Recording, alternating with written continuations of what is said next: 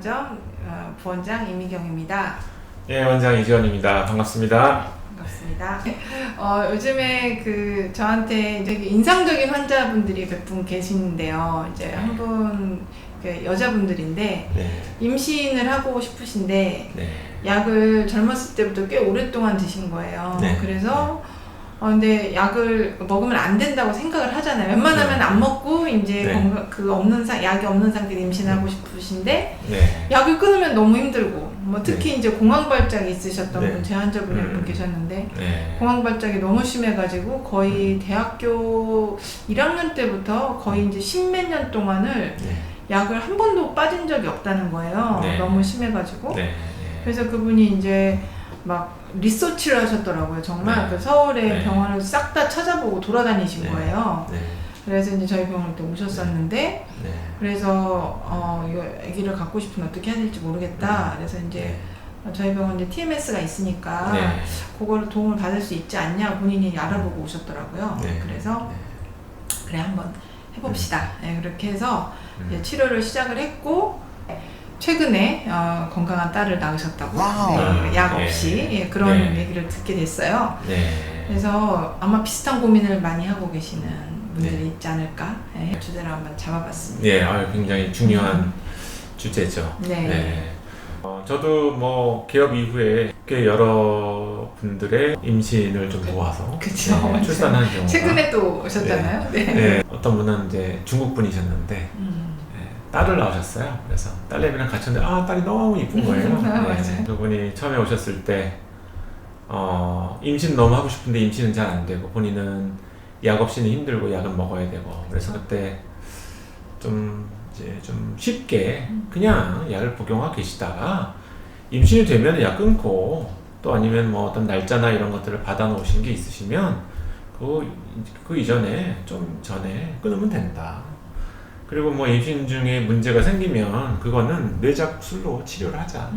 네, 그래서 그분은 불안이 막 올라와서 이제 수면이 많이 안 좋아지는 이런 문제가 좀 심하셨었는데 심각한 표정으로 막 와서 힘들다고 막 이제 그러세요.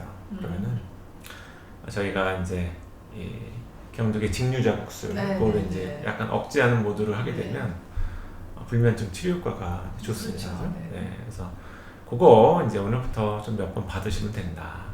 그럼 또 매일 와가지고 치료를 받고 가고 그래서 근데 한 일주일쯤 지나면 안 오세요 이제. 맞아요. 네, 그러다가 한 1, 2개월 있다가 또 오시는 거예요. 잠 못 잔다고. 그래서 그 전에 어떠셨냐 그러니까 그 한 일주일 받으니까 그 다음부터 잘 잤대요 또. 네.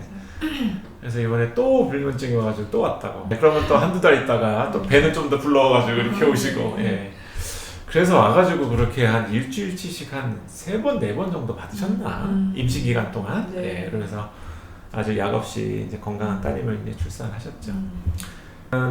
이 뉴로모듈레이션 치료가 이렇게 여러 가지 이제 우울증이나 여러 가지 어떤 치료에 아주 적응증을 못 받았을 때는 임신 시 이제 퍼스트 라인으로 고려해 볼 수 있는 이런 치료로 뉴로모듈레이션이 소개가 됐었어요.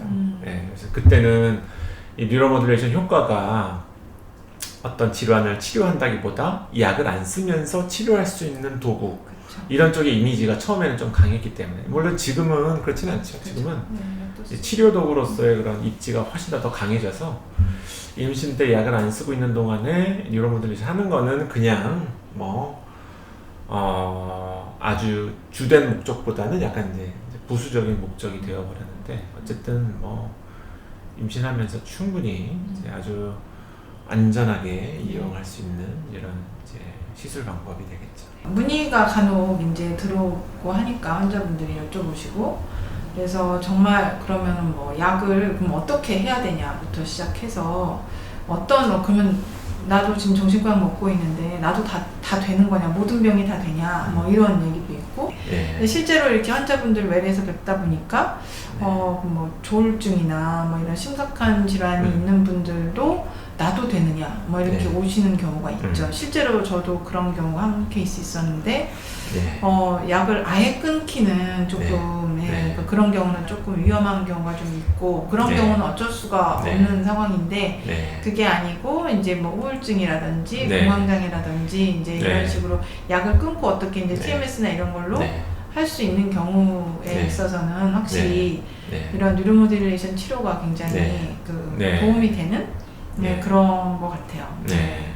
그래서 저도 서울 아산병원에서 전공의를 했을 때 그런 경험이 있었어요. 굉장히 좋을 병이었나? 이게 좀 심한 분이셨는데 그렇죠. 네. 약을 다 끊을 수가 없어서 맞아요. 너무 이제 뭐 이렇게 불안정해지시는 거예요. 그래서 약을 유지하면서 출산을 쭉 이어갔던 그리고 뭐 아이도 건강하게 출산하셨어요. 그렇죠. 네, 네, 그런 그래서 경우 있죠. 약에는 모든 이제 임신에 관련된 등급이 있습니다. 네, A, B, C, D, X 이렇게. 그렇죠. 이제 X는 절대 이제 인간에서 기형아 출생의 네. 위험성이 높으니까 절대 사용하지 말아야 되는 이제 약인데 정신과 약 중에 X는 거의 뭐 그냥 뭐 몇 개. 한두 개 있을까 네, 말까. 그쵸. 예, 그거 말고는 거의 없고. 제가 봤을 때 거의 아마 C 아니면 D 정도 그죠. 카테고리 한 C, D 정도일 거예요. 네, 그렇게 위험한 약은 그렇게 예, 많지는 예. 않죠. 항불안제 중에 뭐 이렇게 뭐 부스피론 이런 것들은 B 등급이더라고요. 네, 그래서 좀 안전한 약들을 좀 최소한 이제 이용하면서 유지하는 경우도 사실 있긴 있습니다. 근데 네, 그게 뭐 아주 이제 권장할 수 있는 방법은 아니죠. 위험도가 낮다는 것뿐이지 어쨌든 뭐 임신을 할 때 아이한테 영향이 뭐 전혀 없을 수는 없으니까요, 그죠? 네, 그래서 보통 이제 산모분들도 이제 그런 걸 원하지 않으시고 조금이라도 어떤 이제 오점이나 뭔가 안 좋은 영향이 있는 것들을 이제 원치 않으시기 때문에 네. 인터넷에 여러 가지 정보들이 너무 홍수를 이루고 있는데 예. 우리나라 문화 자체가 하지 말라는 건 너무 많고요. 하라는 게 별로 없어요. 그래서 사실은 이제 임신과 관련돼서도 이건 안 되고 저건 안 되고 뭐 이게 너무 많으니까 이게 그렇죠. 불안도가 높으신 네. 분들한테는 이 불안도가 올라갈 수밖에 없거든요. 너무 무서운 거예요. 네, 예. 그래서 이제 임신을 했을 때는 이렇게 하시면 됩니다. 예. 그래서 하지 말라는 거 이런 거 말고 이렇게 하면은 된다. 라는 쪽에 좀 정보가 있어야 좀 불안감이나 이런 것들을 조금 내려놓고 그렇죠. 이런 것들을 이제 하실 수 있을 텐데 설득의 심리학이라고 로버트 치알디니라고 하는 분이 이제 박사님이 이제 왜 인간이 굉장히 합리적이고 논리적이고 막 뭐 이럴 것 같은데 전혀 안 그렇다. 그렇죠. 인간의 결정은 매우 그냥 뭔가 합리적이지 않은. 그래서 그분이 이제 말씀하신 사회적인 여러 가지 법칙 중에 사회적 증거의 법칙이라는 게 있어요. 그게 이제 가장 통용이 많이 되는 게 사진 한 장 딱 그 책 같은데 이렇게 딱 나와 있는 거. 이걸 보면 단방에 그냥 이해가 가요.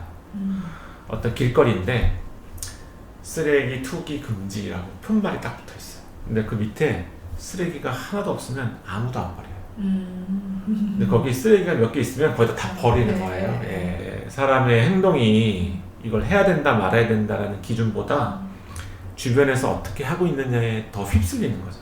최근에 이제 넷플릭스에 댓글 부대인가 뭐 이런 것들 예, 그런 게 좀 인기더라고요. 그래서 그걸 보니까 비슷한 내용 이제 온라인에서 이제 어떤 쪽으로 막 이제 여론몰이를 막 해가면 그게 이제 사회적 증거인 것 같고 그게 진짜인 것 같고 이런 영향을 받는 사람들이 많잖아요. 그죠?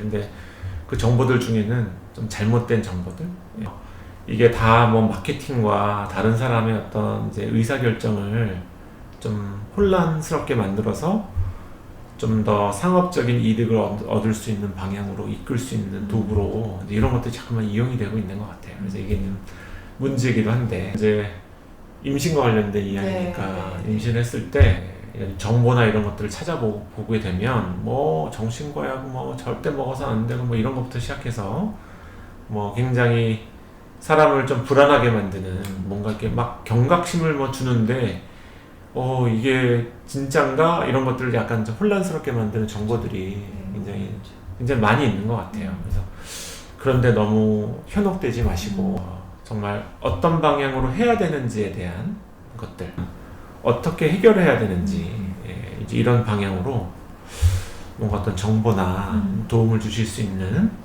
좀 이제 믿을 만한 분을 좀 찾으시거나 이제 이렇게 하시는 게 도움이 되지 않을까 생각이 듭니다. 네.